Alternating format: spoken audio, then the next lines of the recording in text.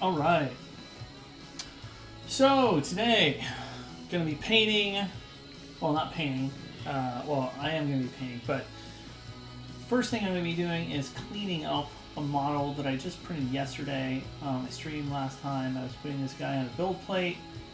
I got him printed up on my Anycubic Mono 5S, and printed up in about 2 hours.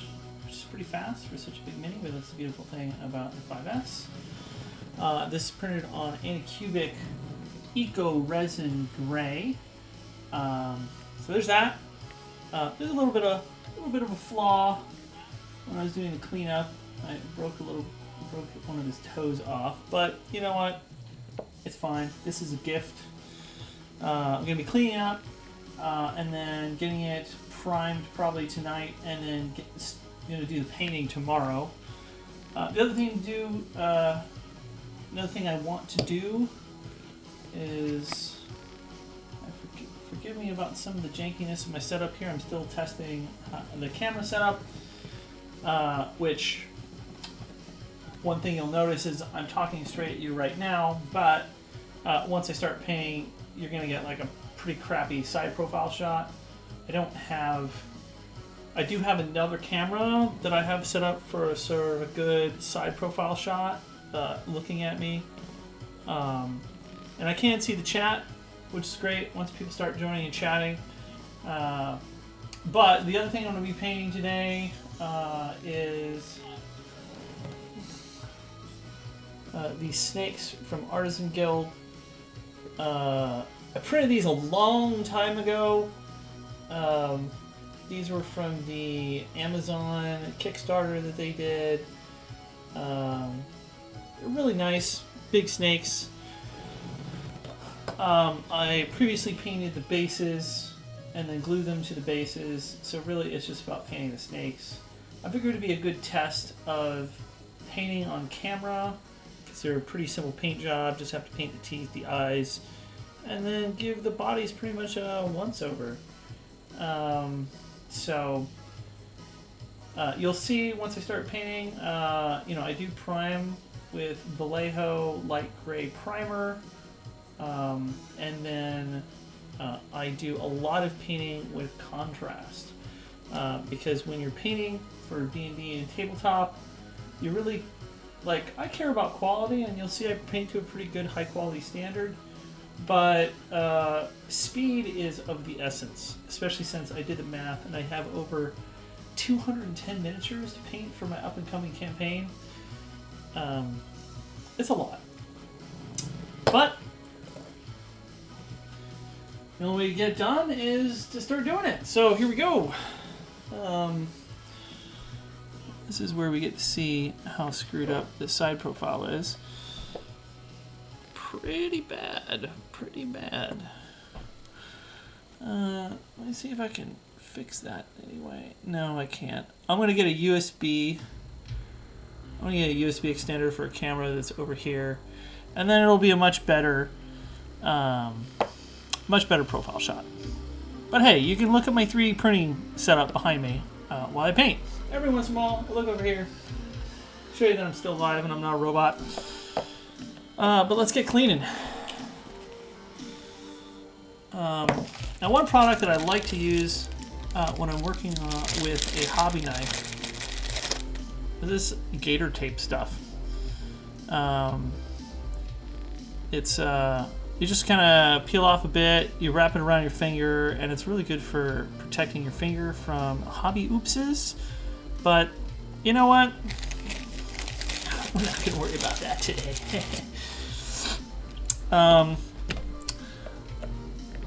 Let's see here. No, I'm not sponsored by Citadel in any way, shape, or form. I just really like these painting mats. It also, as far as for shooting, it does give me a nice profile of where my camera is positioned. So I know as long as I'm keeping it over the mat, it gives me a good indication of where the camera is. And yeah. All right, let's grab a file or two. All right, start cleaning. One of the things that people have been complaining about Loot Studios. This is a Loot Studios mini from, what release? I'm trying to remember what release that was from. For those who watched the stream yesterday, you'd know where it is because I sent it on the stream. But I think it is in the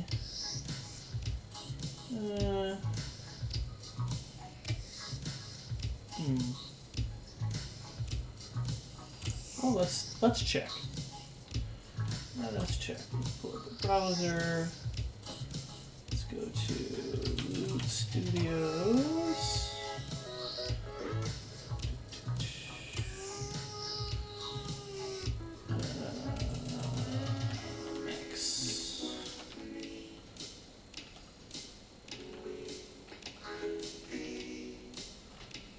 Tangleheart Forest. I think that's where this guy's from. Community hero. Yep. Tangleheart Forest is where this mini comes from. Loot Studios, Tangleheart Forest.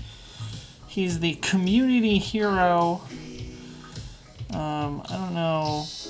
I don't really engage with the community that much, although I probably should, especially now that I'm streaming my painting and hobby stuff.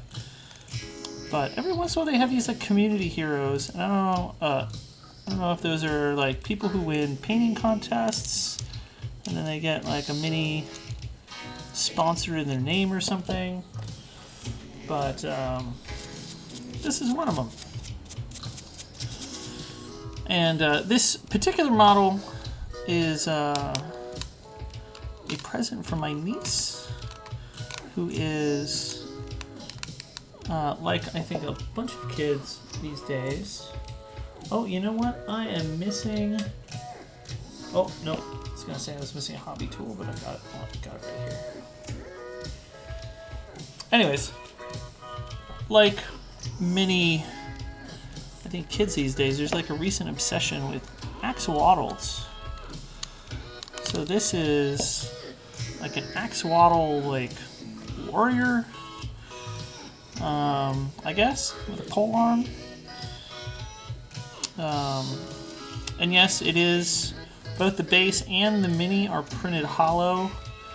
I don't like printing hollow if I don't have to, because there's always the chance of having resin on the inside. And you have to like clean it really well. I also have a USB pen, or ultraviolet light pen they use to sort of like shoot light in there. Usually the bases get pretty clean, but I find sometimes it's a little bit hard to properly clean the inside of a character like this. Should have probably printed the base hollow, but then the character not hollow. But, you know, printing hollow does save you some resin.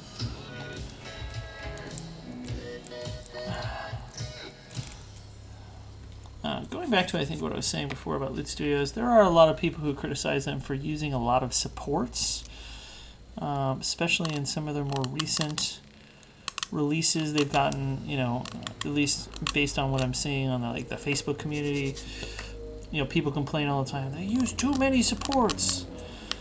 But, you know, the thing about a Loot Studios mini, I've never Never had one fail. And I have my printer pretty well dialed in terms of, like, you know, I don't like over curing. You know, there's a bunch of people like, well, if you get failures, just increase the cure time. Problem with that is you lose detail. So I have mine pretty well dialed in.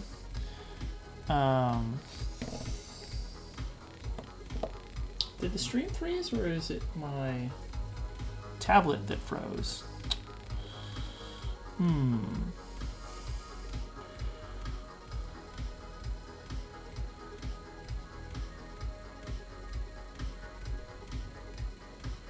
Oh, it was my tablet that froze. Okay, anyways.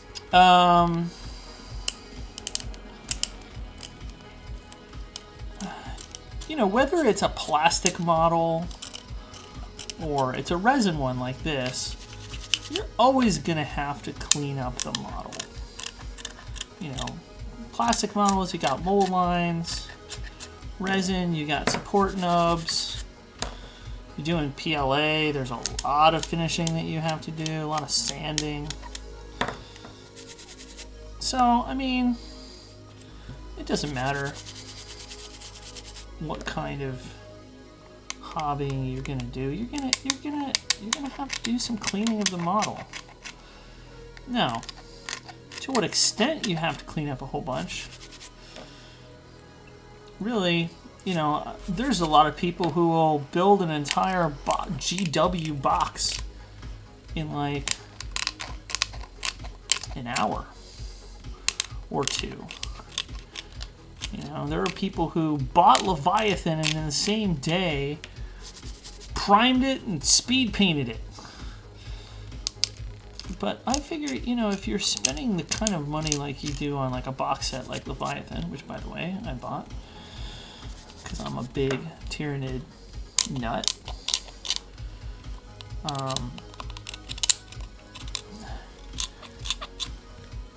You know, why would you spend so much money on a kit like that and then rush putting it together? I mean, I get it. The hobby is different things to different people. But,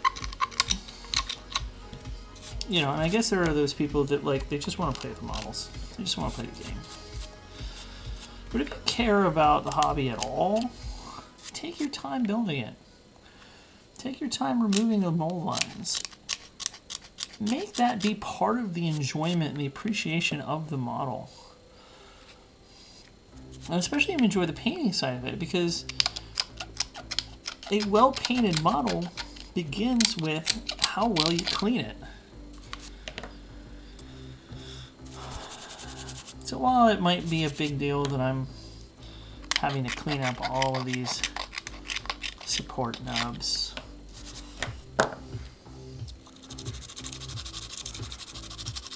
it's really not that big of a deal. If you're wondering what I'm doing, I am adding a little bit of water on the surface of the Mini while I'm, you know, scraping and sanding. I find it helps you see the support nubs easier. Also, when you're actually sanding with the sanding stick, just adding the water in there helps with the friction, helps glide over the model. Then I have one of these coarse brushes that I use to just kind of scrape away the excess stuff. Then I'll run my finger along it, see if I can feel nubs. So I can feel nubs and you're going to be able to see nubs. The thing to remember is you don't have to be perfect, especially in areas that aren't going to be seen very much. This is the back bottom of the model. And once I paint this and give this to my niece for her birthday, she's going to very lovingly just put it on a shelf. And you're not going to see the back. Now, am I going to spend a good amount of time probably cleaning up this tail? Yes. But There's still some nubs here that I don't like. Boom. There we go. Just kind of knock them off. Not a big deal. Clean that up.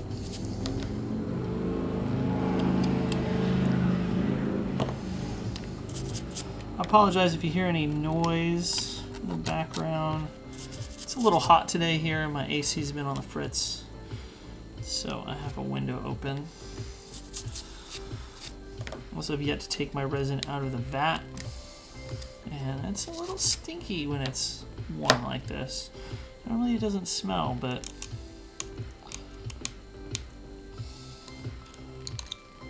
you know, heat helps activate the resin. That's why heat control is very important when you're 3D printing,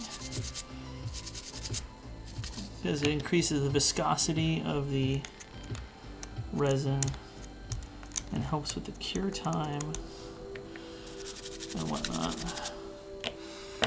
There we go. I think I'm satisfied with that. I'm sure when I go to actually paint it, there'll probably be more nubs that I'll notice. But again, when you paint it, it's a well-painted mini.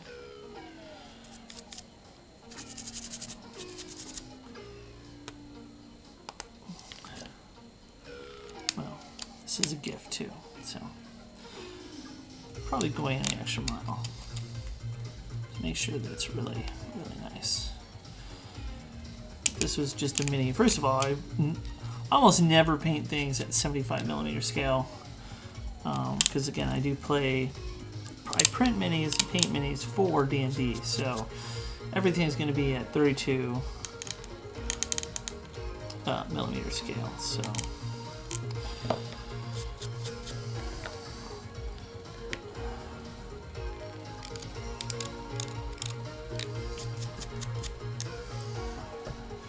this is going to be quite the adventure tomorrow when I go to print it. Or go to paint it, I mean. Alright. On to the actual guy here. Let's clean this up.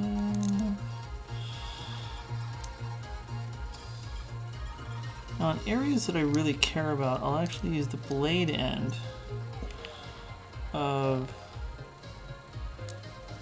the knife, because what I don't want to have happen, and it happened right there, is when you break off the nub, sometimes it'll leave a little cavity, because it's breaking off more than just to the surface, it's breaking below it.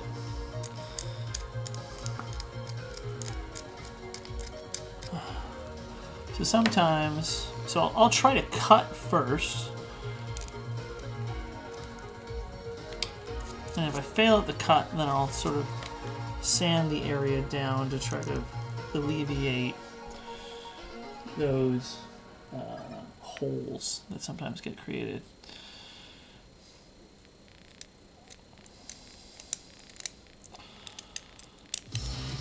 Nice thing about painting fantasy figures, though,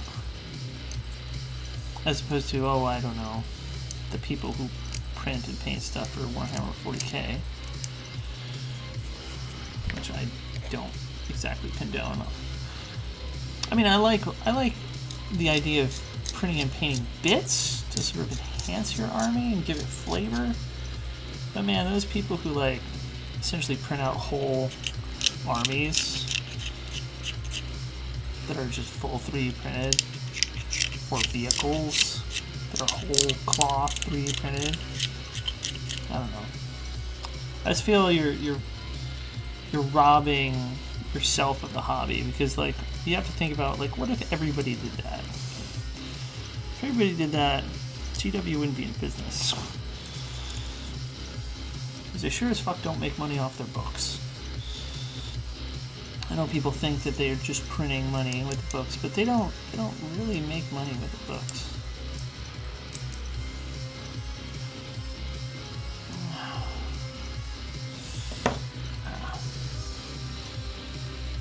Man, this tablet keeps freezing.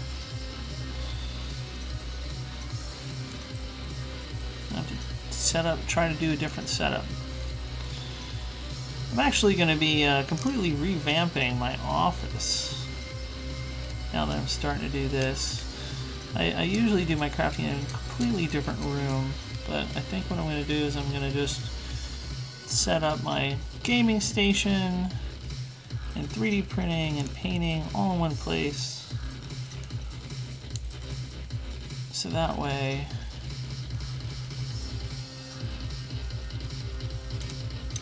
I can stream all of the above. And who knows, maybe I'll set up a 3D printing cam.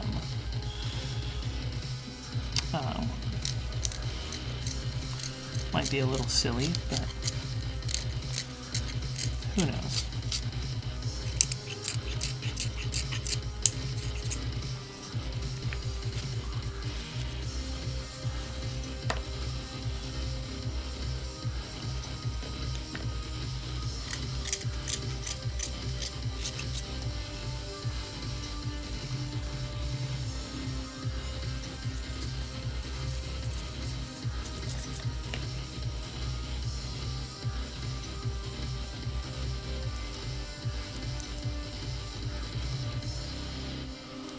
There's a great video that 9John did talking about why it's actually a good idea as an adult.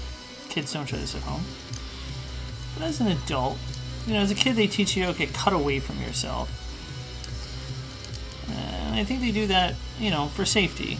Because kids aren't good at being careful. But you actually get a lot less control when you're cutting away from yourself. You get more control controlling the cut at yourself. So as long as you're smart about like where you place your hand, where you place your finger, as you can see here, I'm sort of like hiding this thumb behind the tail. Still have the risk of, you know, beating up your thumb, and if I was smarter I'd put gator tape on my thumb. A lot of times when I'm working with a hobby knife like this, I'll have like a ton of little tiny microscopic cuts on my thumb there, but you know what, that shit heals in like a day or two.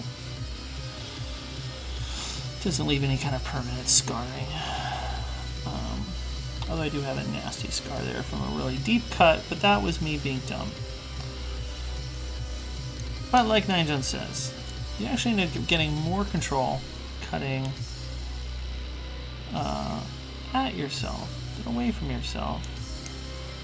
In fact, one of the worst hobby knife injuries I've had was this scar right here. I was actually cutting away from myself like this, and it slipped and went right in there and totally missed a major vein, thankfully.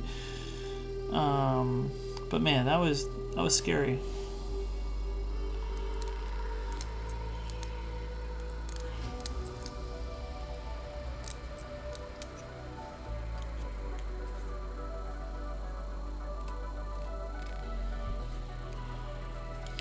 Ooh.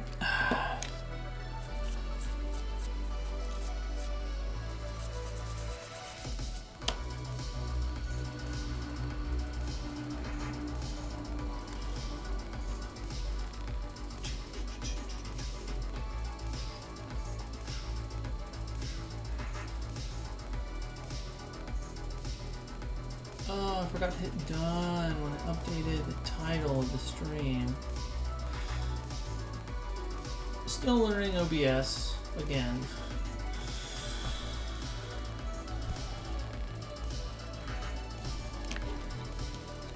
There we go. Oh, and for those who watched previous stream, I'm sure you noticed I have updated. I've used a AI tool to make a nice little anime avatar of myself. Thought it would be a nice addition to the channel and to my kind of internet profile.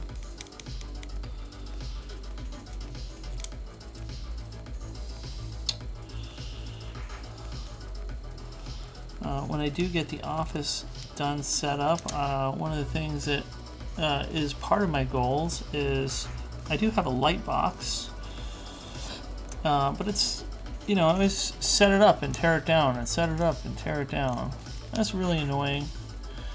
And when you do photography, you end up getting inconsistent variations in lighting and focus and stuff like that.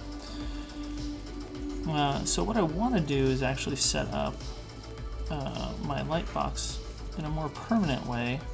So that way, once I'm done printing and painting, I can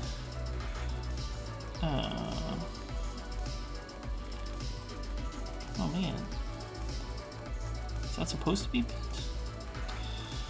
Oh well.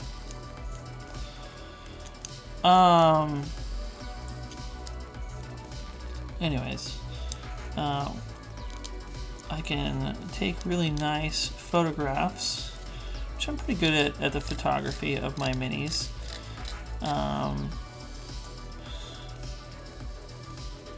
First year I started doing DMing after a very long break of not doing it and being a player instead of a DM. I think I printed and painted 250 models that year. That was 2019, before the pandemic. And I took photos of every single one of them and posted them on Miniac's Discord. So anyways, pretty good at photography, I think. And so it'd be nice to have a permanent light box set up, take pictures of all of the minis as I get them done, and post them on Instagram. I posted a few of them just recently. I'm not sure if I'm going to go back and post like old stuff. I have old stuff from back in the day. GW used to be really supportive of Fiverr, and you can get like featured on GW's website if you posted photos to Fiverr. So I had like a Fiverr account, and I had all my models on there that were GW models, and that was before I got heavily into 3D printing, and back into D&D again. So it's mostly just Warhammer 40K, and some Hobbit models out there on Fiverr. I also have a bunch of photos of models that I posted on Facebook. So the question is, you know, do I go back, repost all that stuff on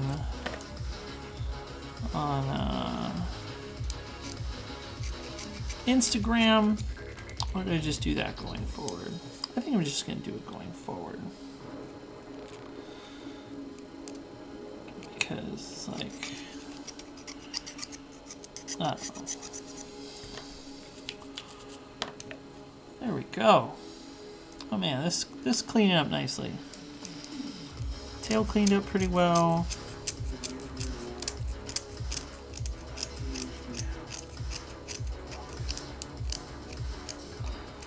This is cleaning up well. Hey, welcome whoever joined the stream. How's it going?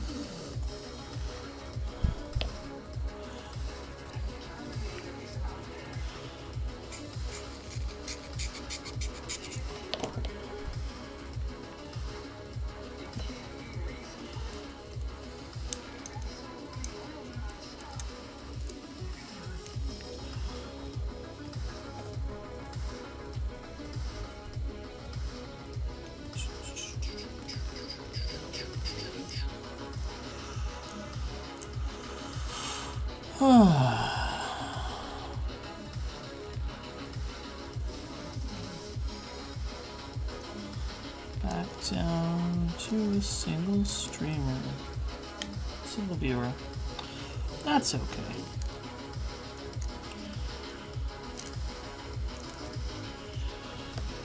Yeah, I'm trying to do something very different here. And there's always the question of, you know, do I post in the Warhammer channel, which is where I think a lot of the miniature makers post. There's a creative channel on Twitch. But I think that a lot of what I'm providing as far as unique content is really just talking about D&D. You know, there's super freaking talented people out there who are painting miniatures.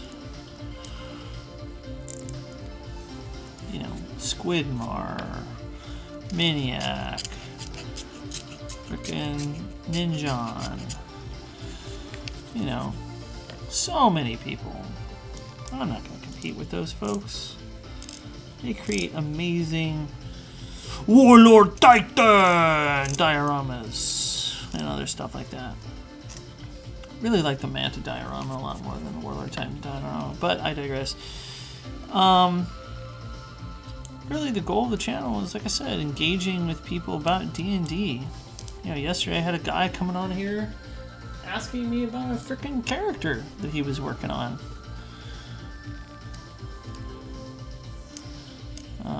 He was working on a Blade Runner inspired character.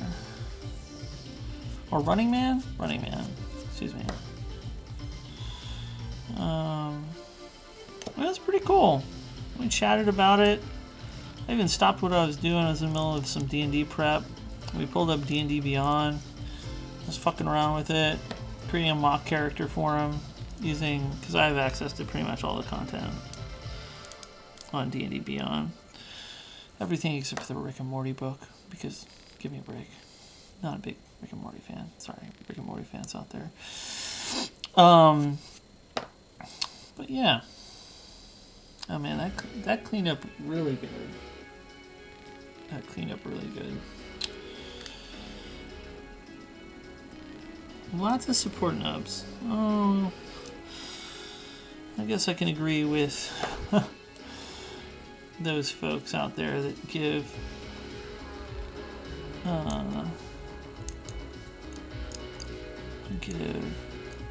Loot Studios a hard time for the amount of supports that they put on here. Although, you know, I wonder if it's just a 75mm thing. I've never really had much problem with support nubs when printing their 32mm scale. And I know there's a lot of people out there that exclusively print the 75mm scale. And I could see like those people who are, you know, printing at that scale and they're really trying to show off their painting skills. Or just challenging themselves with a larger model, because it's different. It's different painting a larger model versus a smaller one. There's different challenges. That if that's mostly what you do, then maybe that's the issue. Maybe Loot Studios 75mm models are just really heavily supported. Because you need more supports for such a big fucking model and such intricate details across a big model. Let's think a smaller model, you don't need as many supports because of the way the printing process works and the distances.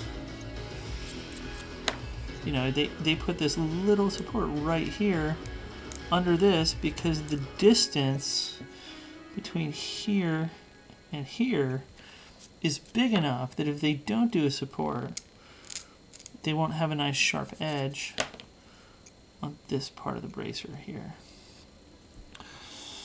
But on a 32mm model, you think they would have separate supports on that? No, they wouldn't, because the distance would be significantly closer, and those details would also be significantly shallower. So you don't need to support it in the same way.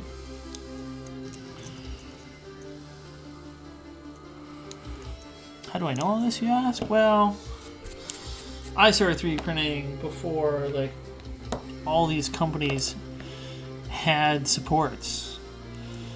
I mean, I remember when Artisan Guild was literally the only company out there that offered supports. But I started printing even before that. I think it was like freaking heaven on high when Artisan Guild started doing supports. We were like, yes, that's freaking amazing. We don't have to support ourselves anymore. They didn't even do it right away, I don't think. Because I've been getting Artisan Guild from the beginning. I think I missed their very first release. I think I got on board. Maybe not their first. Maybe not their second, but definitely within their first like 2 or 3 is when I joined. I think I had to go back and buy a few back-issued releases to get their whole collection because I'm a weirdo like that.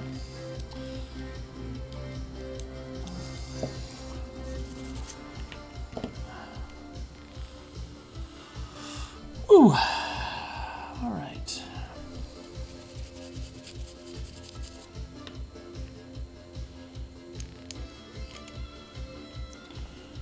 Lot of cleanup on this model.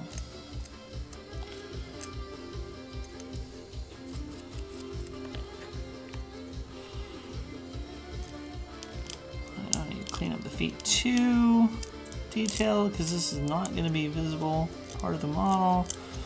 I just need to clean up enough so that it makes clean contact with where the foot touches the base.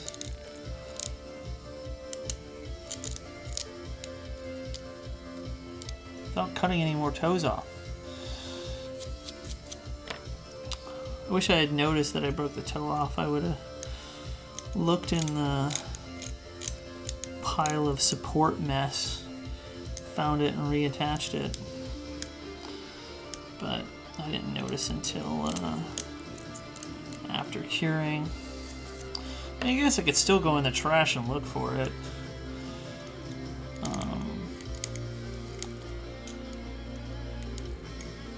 Fish it out, clean it,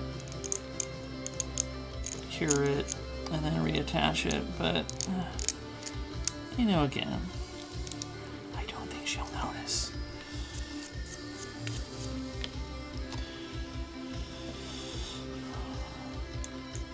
I think she'll be super happy to have a super awesome, badass, D&D inspired axolotl. She'll be the only one in her friend group that has it. She'll show it off to everybody.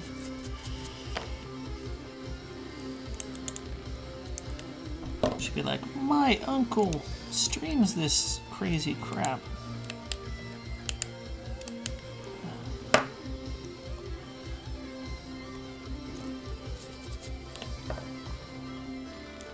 Be like, no way.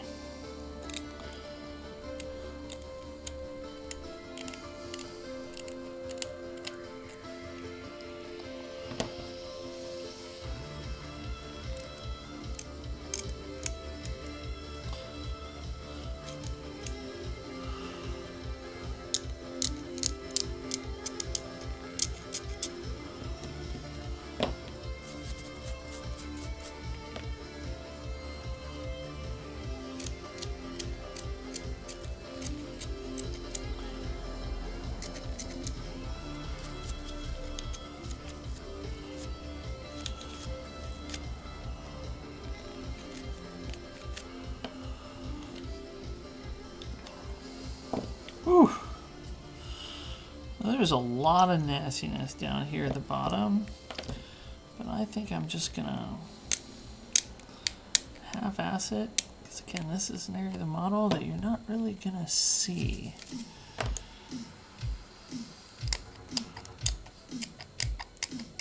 It's sort of the same rule of painting, right? You don't focus hours on the boots. You focus hours on the face. Similarly, when it goes to cleaning, people are going to notice certain areas of the model more than others if you don't have it cleaned. Mostly you're going to notice hard edges, like right there where I cleaned up the edge of that bottom of his gambeson or whatever, his armor.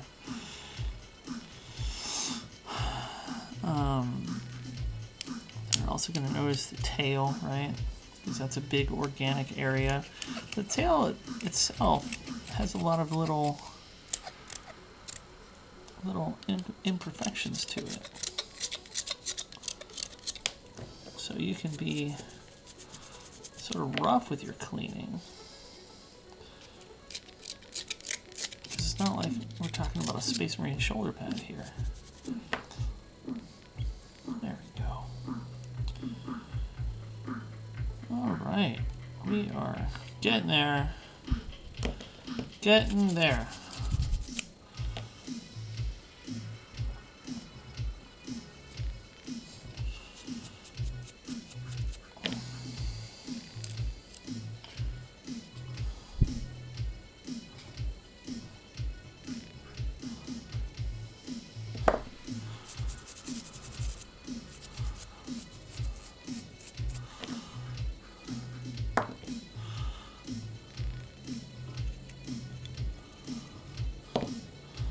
The other thing we need to remember is this is going to get primed, right?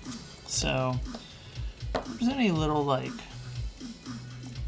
surface level scratching, you're not going to see that once it's primed. Which is another reason why I like throwing some water on there, because that helps better simulate like what is it going to look like after it's primed. If I can see a nub, ooh, there we go. Clean that out of there.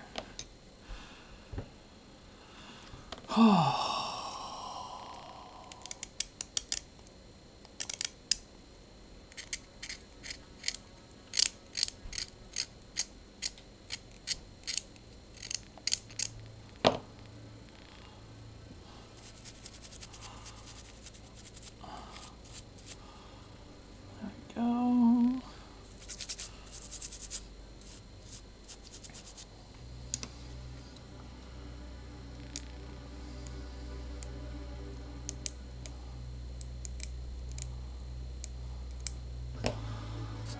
There we go.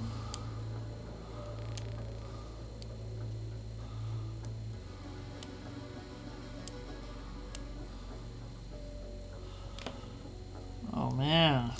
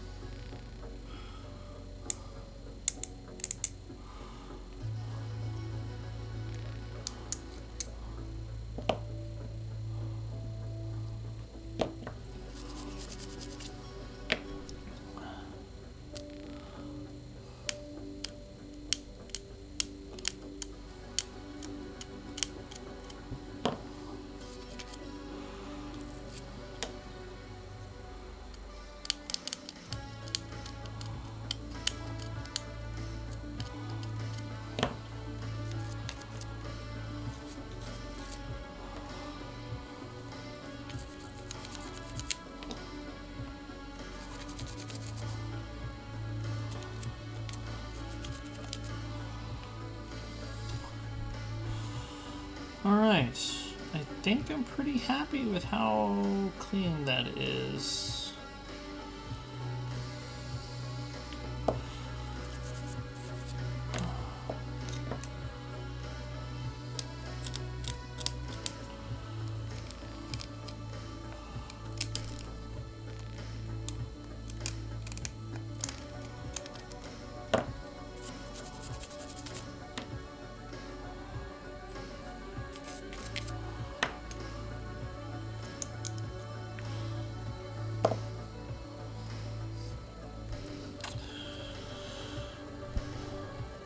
All right. Howdy, viewer. How was your Sunday?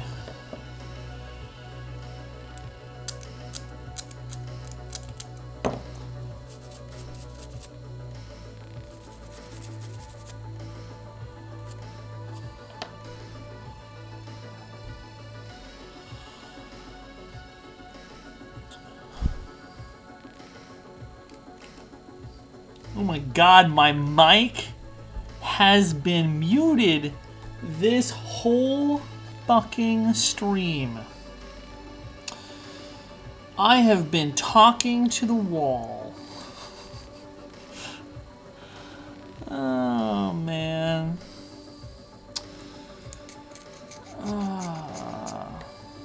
You've been hearing through one of my mics? Really? Which mic? How? Huh. Huh. Okay, well,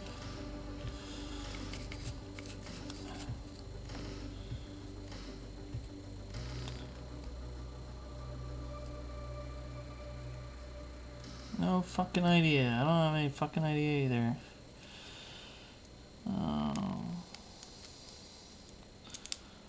But yeah, you say camera on the Mini looks good? Mini, quote unquote.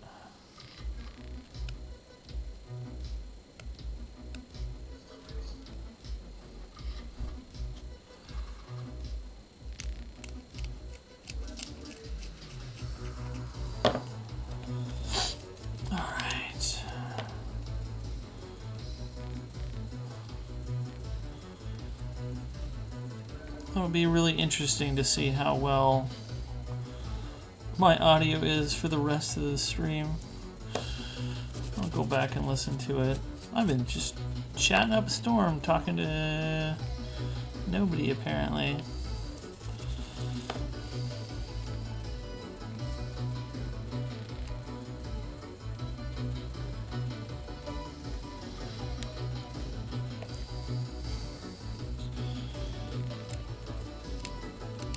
Yeah, this is I can mess with it. This is a camera that Mazrain gave me.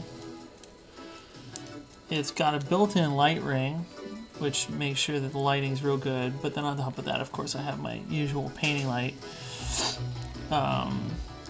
which has a great color for painting, cold light.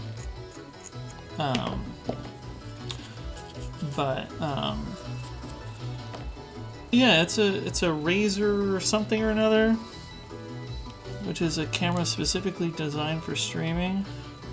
It's got a whole bunch of configurability. I didn't fuck with it. I just went with like the default settings.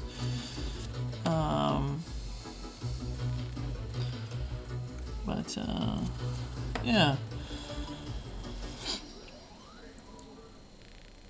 And I would have another camera set up over there, pointing this way at me, but I had to order another USB extender for that camera's cable.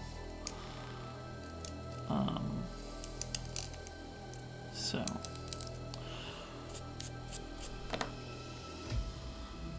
that'll be fixed by tomorrow's stream, which tomorrow, my goal today is to get this guy cleaned up, which he's almost done. Get him cleaned up. I want to do a little bit of painting on stream. I've got some Artisan Guild snakes here that I previously primed, and I've got the bases painted on them. And so I wanted to at least test painting. After I'm done cleaning this guy up, I'll take a little break, clean off the mat of all of the schmutz from cleaning the Mini, and then get to some painting, which feels really good to be streaming painting for sure. I think I'm happy with how clean this is. I mean, again, the bottom below the armor is still got a lot of bumps on it, but everything else important is clean. Oh, let me look at this arm a little bit more.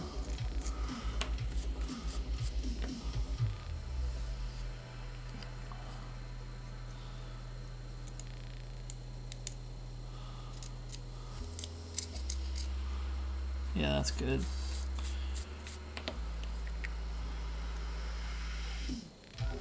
Huh. That would be a neat idea.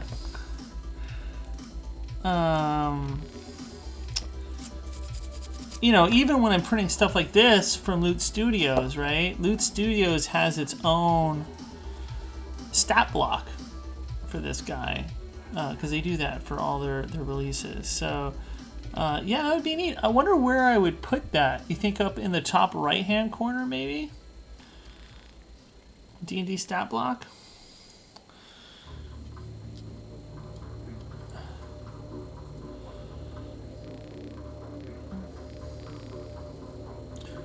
Or lower left?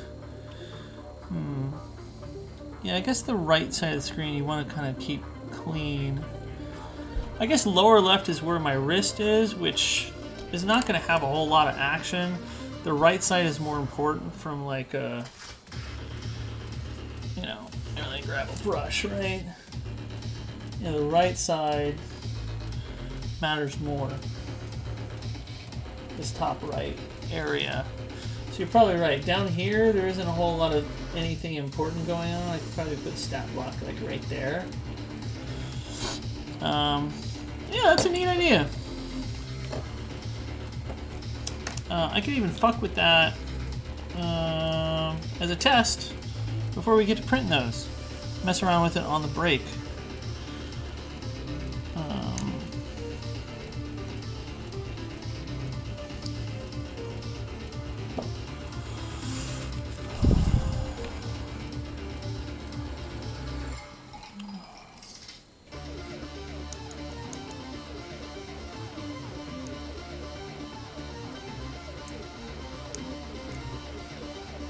So many nubs.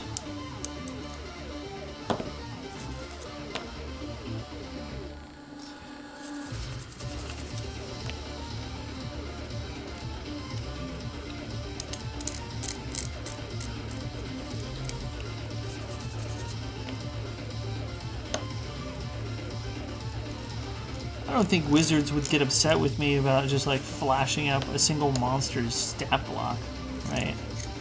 I'm not going to get in trouble with D&D Beyond / Wizards for that. Even if it's not SRD content. It's just whatever. I mean, fuck. I'm basically advertising for D&D Beyond on my channel. Half the conversations I have with people. Haven't seen any other mini painter do that. Just watching. Seeing what mini painting streams look like. Yeah, well, I mean, the vast majority of the mini painting streams out there are they're Warhammer, right? At least that's what I saw the other day when I was doing some sort of channel research. Ooh, there's a bunch of nubs right here.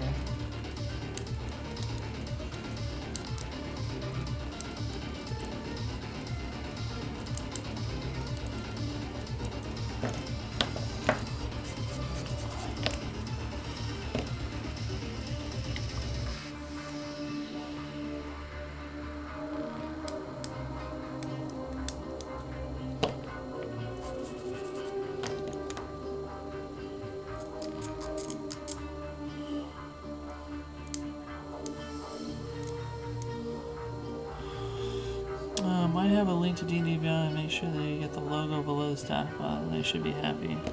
Okay. Alright, well, I'll fuck around with that.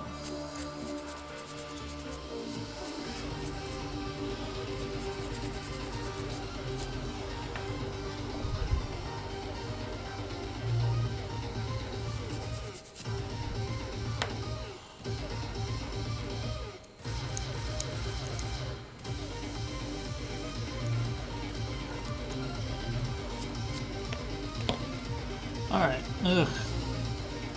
Still don't like this right here.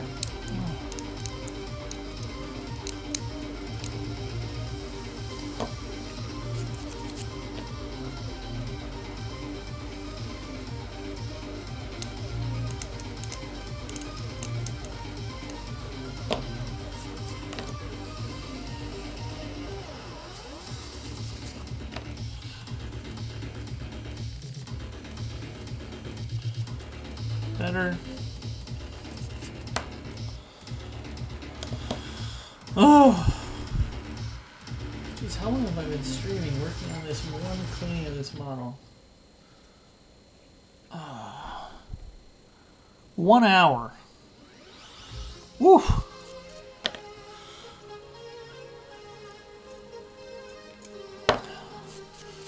Well, Loot Studios, I guess people do have a point as far as over-supporting things, but I'm happy. And my niece will also be. There we go, just like that. Let's get some super glue on here.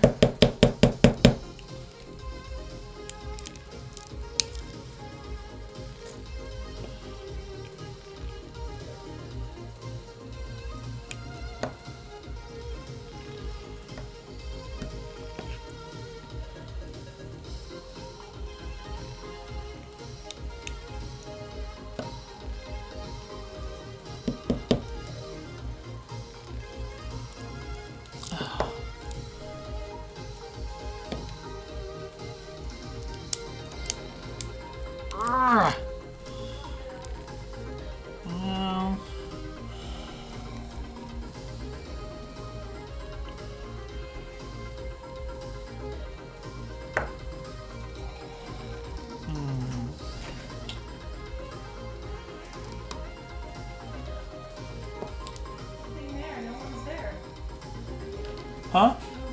What? No, I was knocking super glue here. Oh, okay. That was me.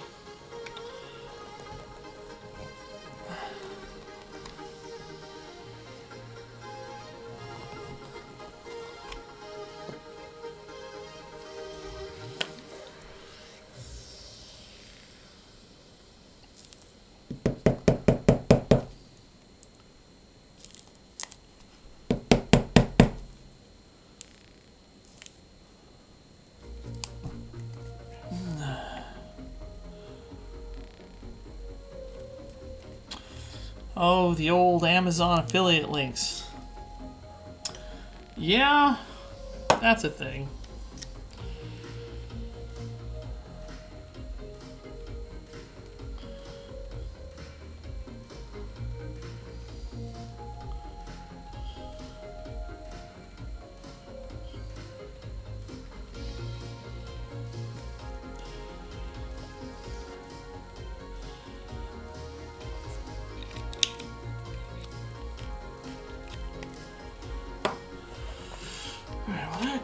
That bottle of glue is dead. Okay, all right.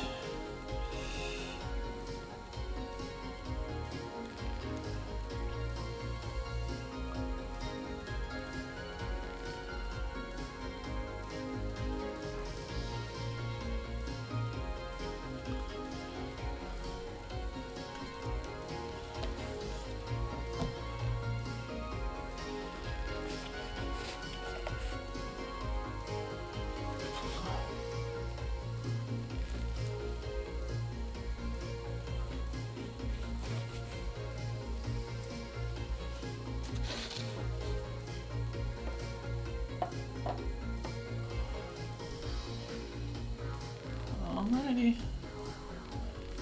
we go.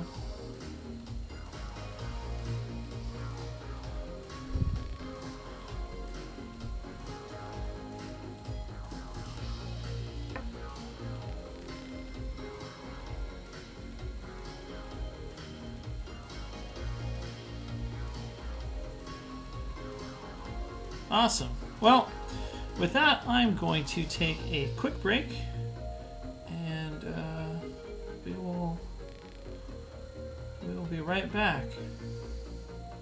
Gonna just take a break, clean this off, and set up for painting.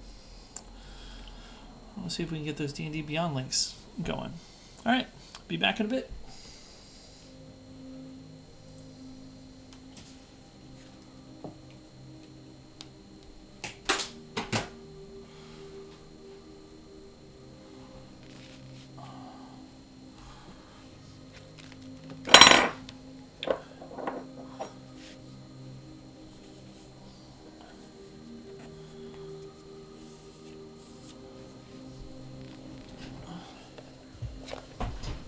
Oh!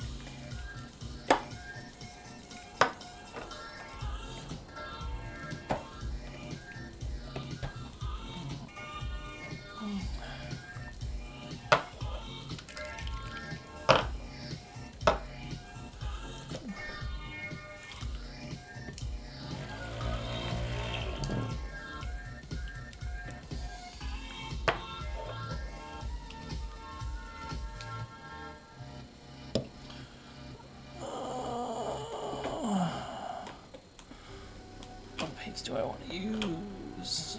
One more. Where's the paint? There we go.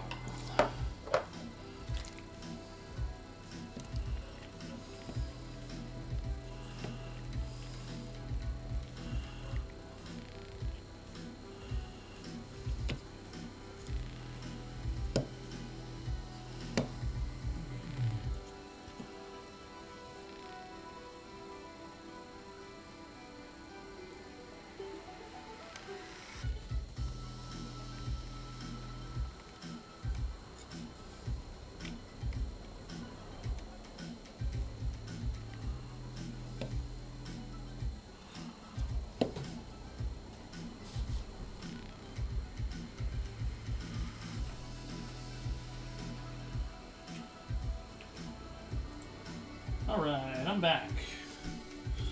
All right, let's see about getting this browser scene. Stuff.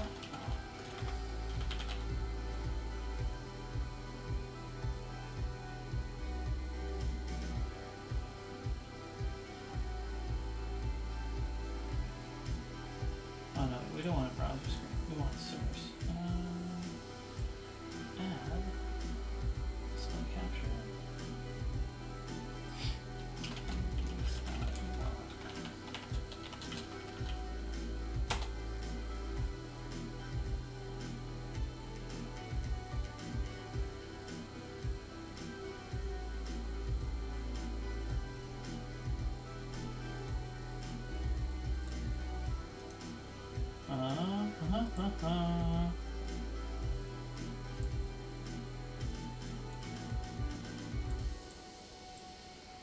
Don't make visible. Oh, okay. Delete that.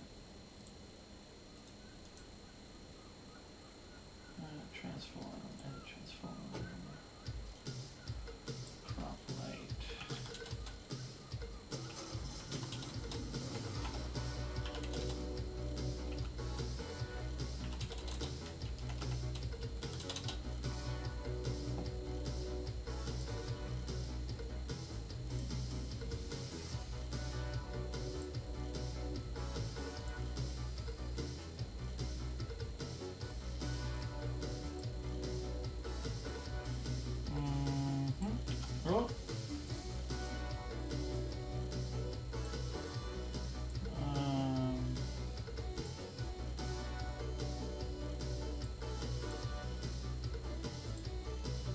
Oh. There we go.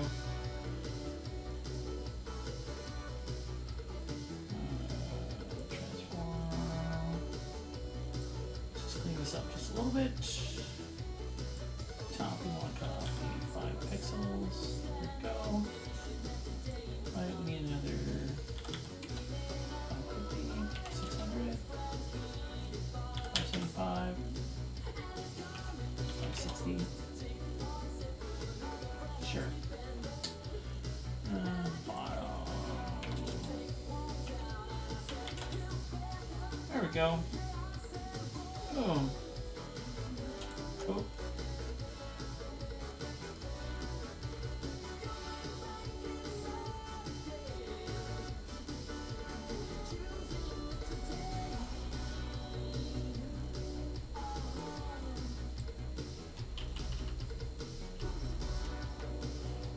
There we go.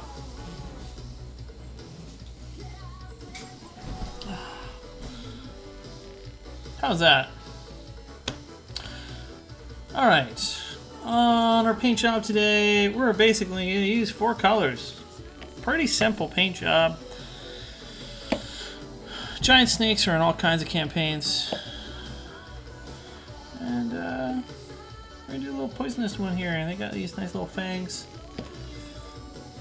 Let me grab, let's use this brush. Relatively new synthetic brush that I picked up.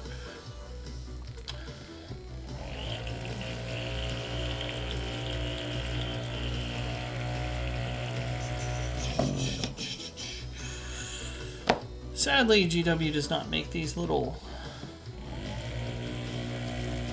paint stand things anymore. Although it is a pretty popular thing to 3D print. But I like it because they're rubbery. And they protect your...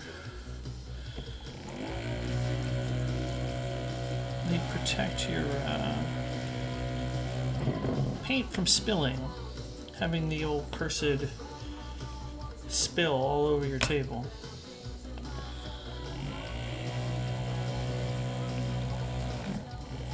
If you're hearing any buzzing, I have a vortex mixer that I use to mix up my Citadel contrast paint here.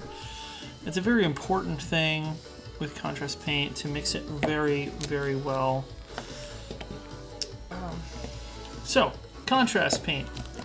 If you've never used it before, one thing that's important is A, mix it well. 2, use it right from the pot.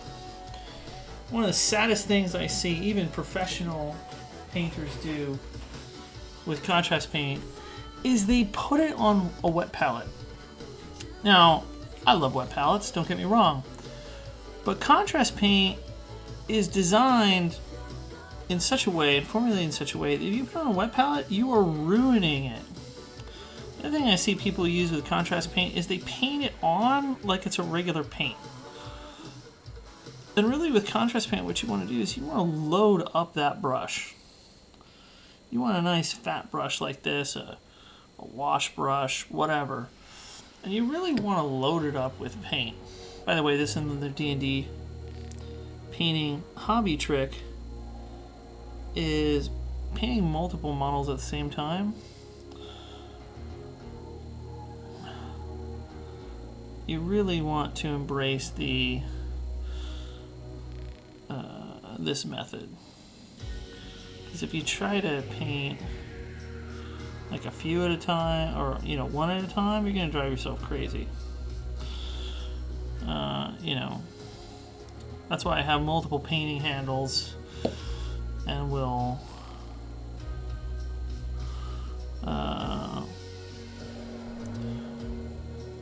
paint appropriately multiple models.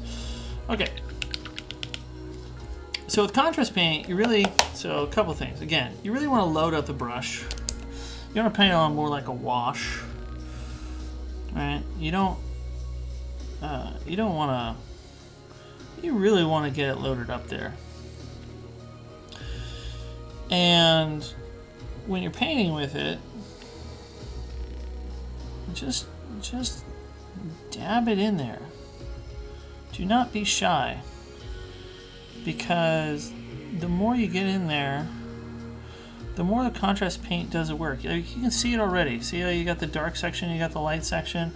I'm not like painting it like I would a standard acrylic paint. If you get a little over, you can sort of like wash your brush off, and with it still wet, you can just sort of like wash it away. Another trick is all of this, by the way, I didn't figure this out on my own.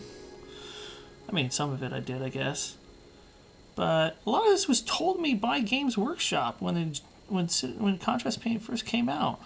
Like, don't put it on a wet palette. Load up your brush and just trust in the contrast paint. Don't treat it like a regular paint. And when it first came out and people were completely shitting all over it, I was getting amazing results cranking out models. And you're gonna see, you watch painters on Twitch, they'll spend hours painting one model. I'm gonna get both of these snakes done in like 10 minutes.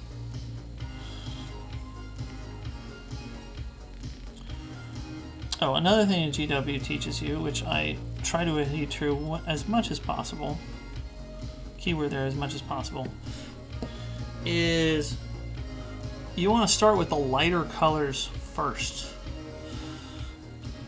Reason being is you can always correct your mistakes with a darker color, assuming there isn't a lot of the darker colors don't have as much transparency, so they can sort of like correct mistakes. of the lighter colors if you go out of bounds, so to speak.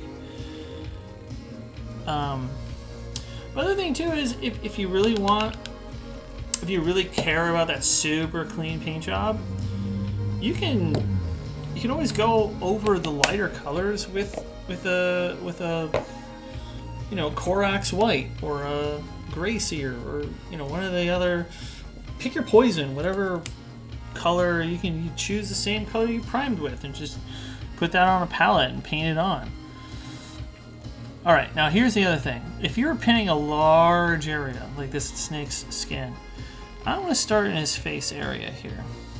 Okay, being real careful not to fuck with the eye. If you ever notice the paint is doing really funky stuff like it's doing right now, and it's like trying to separate, that's because I had water on the brush. So it's a really good idea to have a paper towel next to you and really dry off the brush after you wash it off, because again, that water will screw with the way the contrast paint behaves.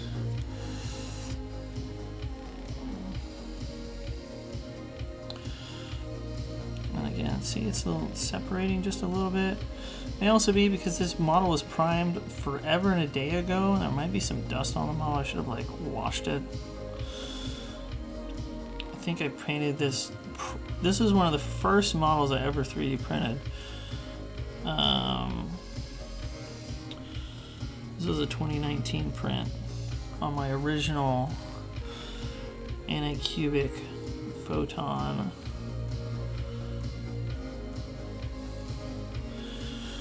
Alright, so now that I'm getting around the eye, you're gonna notice I'm gonna get way faster here. I'm just gonna slap on a crap ton of paint, and you want to go fast.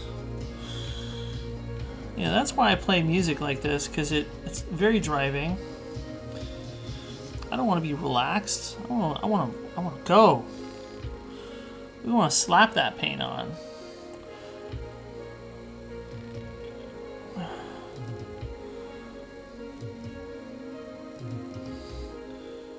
And the more you trust in the contrast paint, the more it just does the work for you.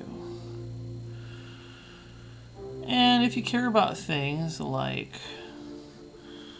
zenithal highlighting, you can do that too. It's very compatible with zenithal highlighting.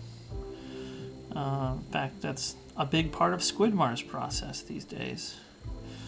He'll zenithal prime, they'll contrast paint, and then they'll go in after the contrast paint and they'll go in and put highlights on top of the contrast paint.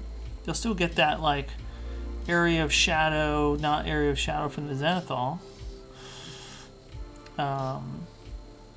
But then on top of that, they'll go in and paint, fine details. And I'll do that too, right? Like, contrast paint isn't 100% of my process. And I certainly use metallics. I'm not, when you're painting for D&D, I'm not going to waste my time, unless it's a player character model or something like that, doing non-metallic metal. Just going to use a good quality, I like the Vallejo metallics.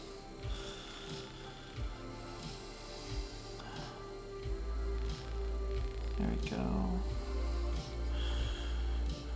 We are cranking through this. Again, we're getting a little bit of like separation. If you notice, I'm sticking to like the top side of the snake right now. It's because one of the things you want to do with contrast is you want to create color single areas holistically, because you don't want to have to go back in and make corrections, because it'll screw with the overall finish. Like you'll have like dark spots in areas, so you want to try to like cover a whole area, and then do the rest of the model. And look at this, even the bottom, which has arguably less detail as far as like, you know, the top of the scales are very obvious. The belly, look at this, even the belly is getting really nice definition. And I really should have like washed this model. I'm getting all this like, it's like when you buy a WizKids model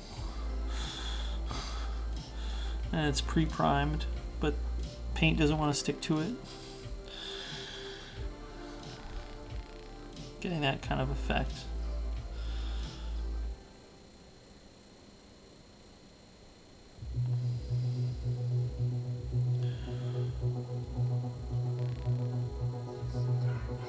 The other thing you need to be comfortable with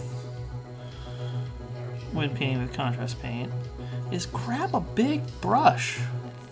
You know, I've seen a lot of like streamers and stuff out there painting with contrast paint, and they use like the tiniest brush. Again, they're using it like it's a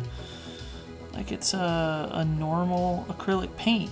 You know, they're doing like line details and crazy shit like that with this little tiny brush. And it's like, okay, I mean, there's times for that. Don't get me wrong. I mean, I've painted, you know, hero characters. Maybe they have like a satchel or something, and they've got like a strap across their back or their shoulder or something like that. You know, pull out the small brush then. But, you know, don't be afraid, especially the bigger area you have, like this snake. And it's got these giant areas, it's all one color. It's a snake. I could have done a coral snake or something like that, but it's supposed to be a giant green snake. So that's what I'm doing.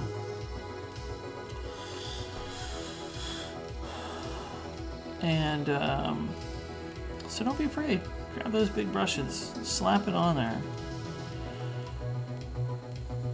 You know, it's going to save you time, and honestly, with the contrast paint, you're going to get, wow, it is really separating on parts of this model. This is not normal behavior for contrast. I think it's just the primer is not, it's really old. I probably put it on too thick or smooth. So there's not a lot of roughage in the paint to kind of grab hold of. So it's just sort of sliding around on the surface of the model.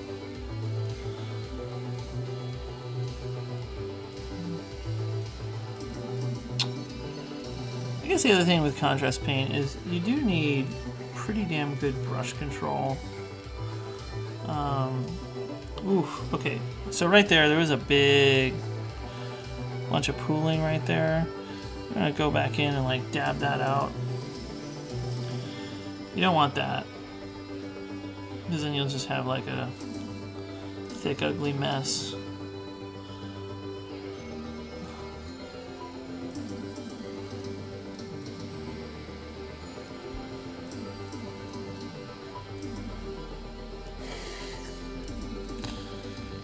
There we go, Mr. Snake.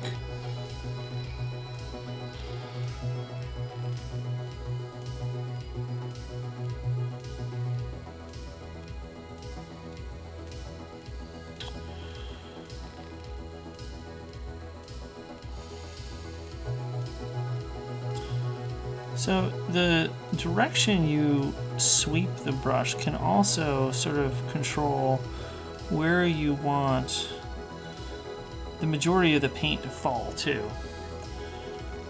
This is important whether you're doing acrylic painting or contrast painting. I guess it's especially important with the contrast paint. Because again, I think some people think, oh, well, you just slap it on. There's still a moniker of like understanding how much is enough, having the paint sit where you want it to,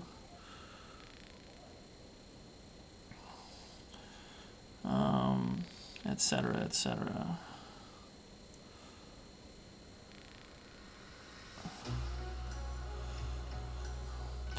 normally I will paint a model glued to its base, because again, I am painting a lot of models.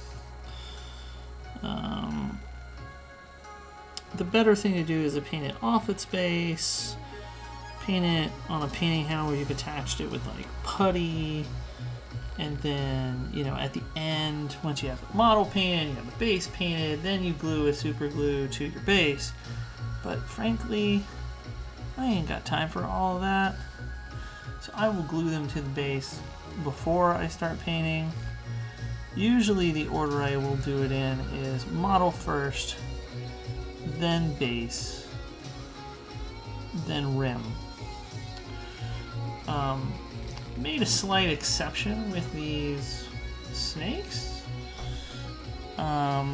just because I knew that painting the base would be a pain in the fucking ass. And I have like, I think 8 of these snakes, because I painted these for a part of a campaign where there was a bunch of Yanti, of course, right? Yanti doing Yanti things. And there we go. I'm pretty happy with that. You know, I'll double check, make sure there isn't any missed spots, places where the paint like this is sort of like pulled away and left white areas.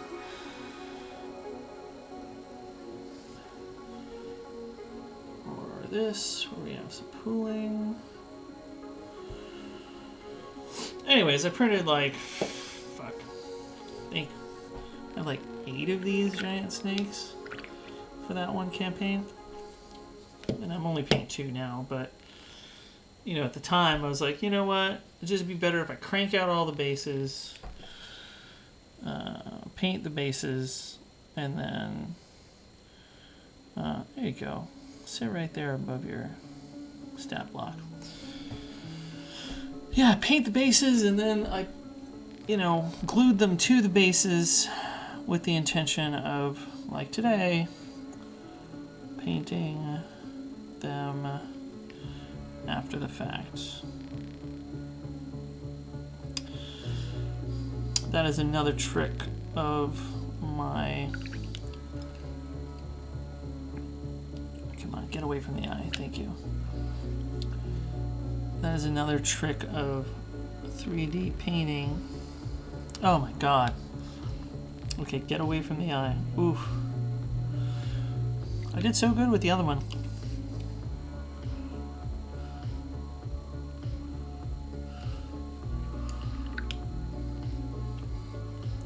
Anyways, another trick to just keeping up with D&D campaigns and printing and painting is set up batches for yourself. Plan it out.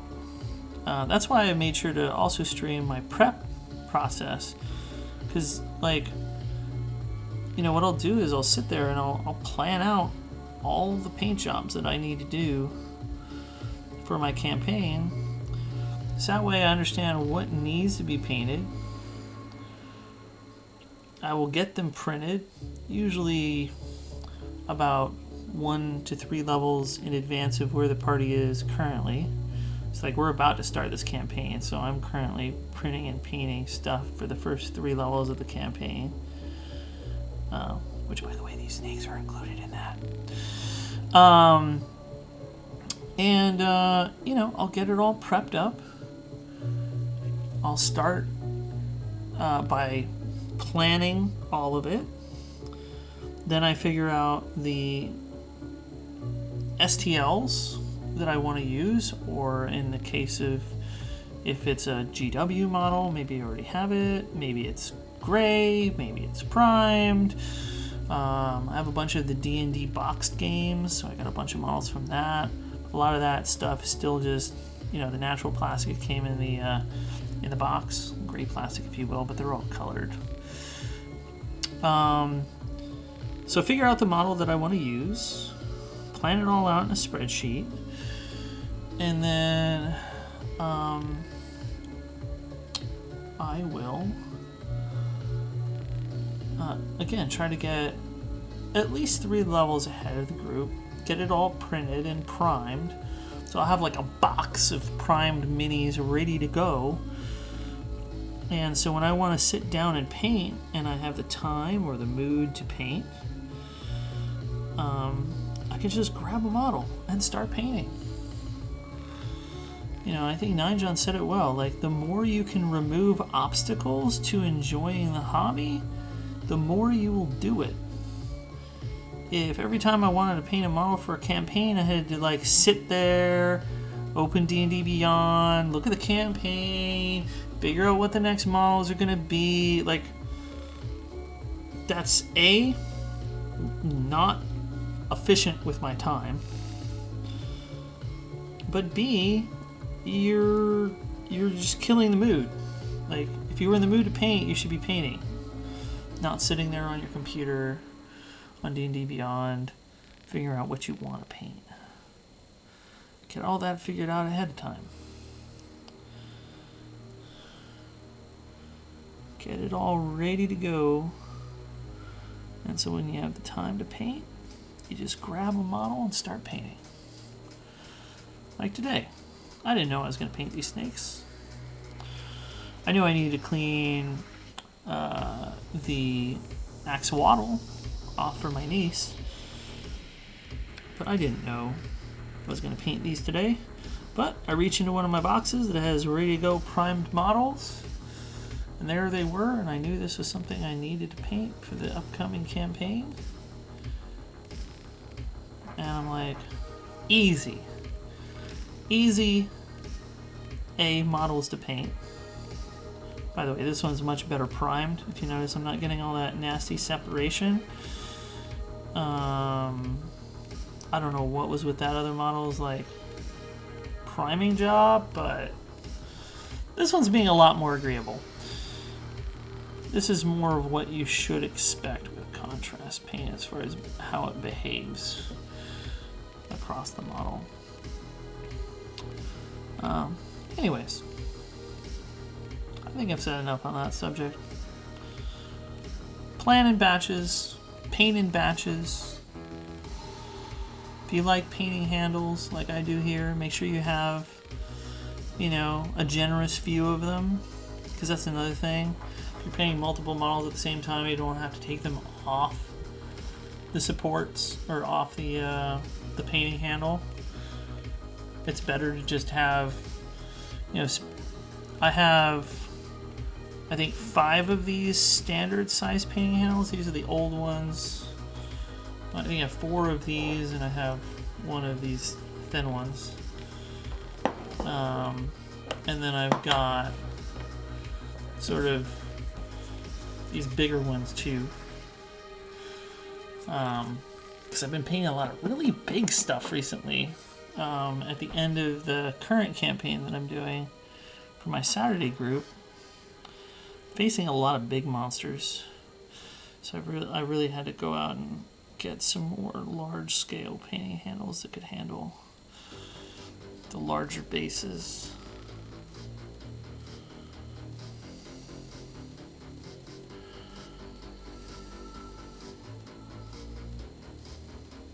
Oh, sorry, I was off camera there for a second, or the edge of the camera.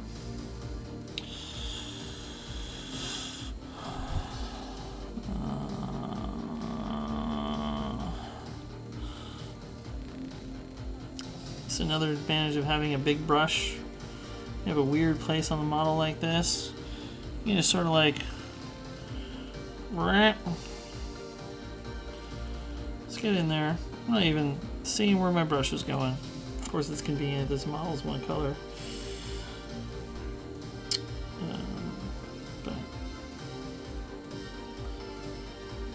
Ooh, I supported, again, you know, I said older models didn't have supports. These models had no support, so I did all my own supports, which is why you see all of this terrible damage right here on this part of the snake. Because I was still learning how to do supports back then. But hey, if you buy these models today from Artisan Guild, they'll be fully supported. Because Artisan Guild is awesome. They went back and redid this, and they supported all their old stuff that never had supports. But hey, I'm not going to reprint these. They're giant snakes. Who cares if they have a little battle scar, a little damage on them? It's fine. Nobody's going to notice that shit. We're just going to have a bunch of like level 1, level 2 characters scared as shit about 8-foot size snakes. I want to murder them.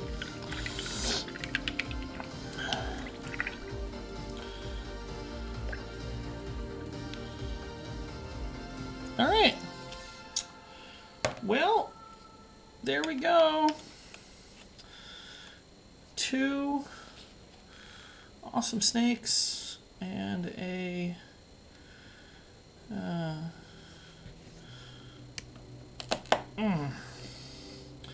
big axolotl statuette.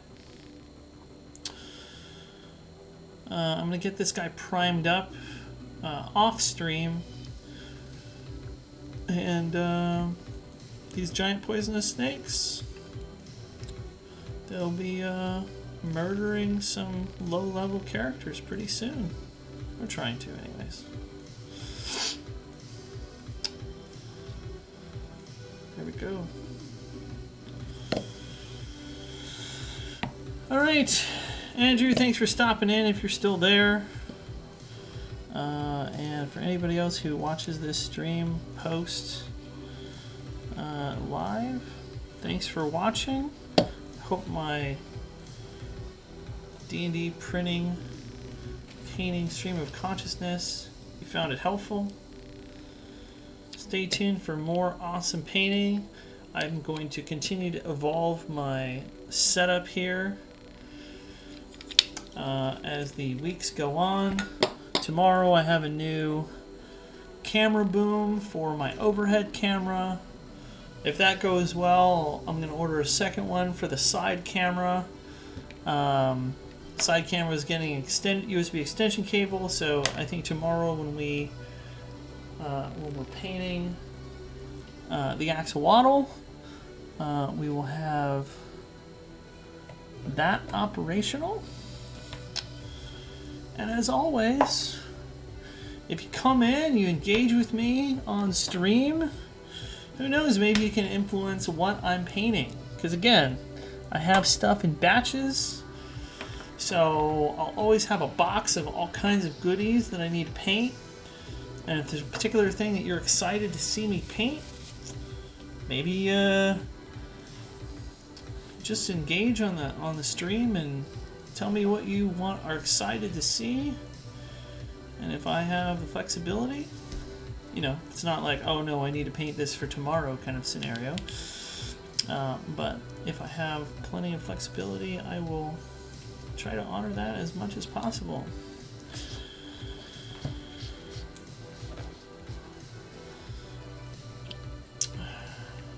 Pretty pleased with that. Thanks again for watching. Andrew, thanks again for the suggestion about including the monster stats on the stream. Hopefully it's nice and readable. I had to scale it down so it didn't take up too much space. But thanks everyone. Till next time.